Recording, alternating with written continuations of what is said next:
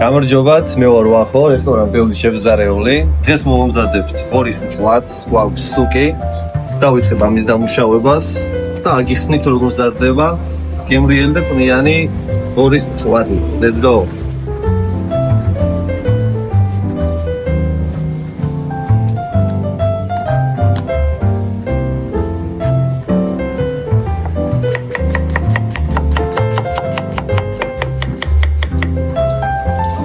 Marils, what with show top to kakas.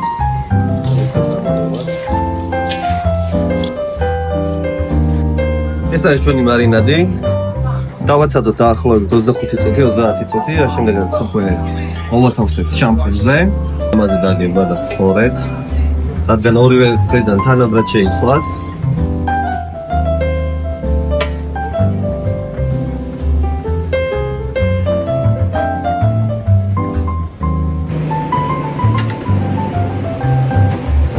შენთვის ვიღებთ შემწვარ ხორცს, ესე გამოიყურება ჩვენი ღორის მწვადი, ძალიან წვნიანი, ძალიან გემრიელია.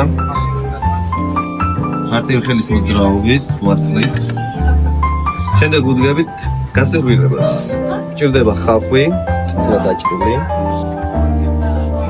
ზომიერად. და რა თქმა უნდა ჩვენი ბროწეული.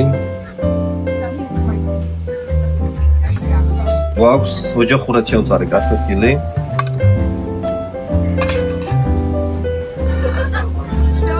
ქართული თემალი, ძალიან გემრიელი. ესე გამოიყურება ბევრის მწვადი. წვნიანი, გემრიელი და ძალიან არომატული.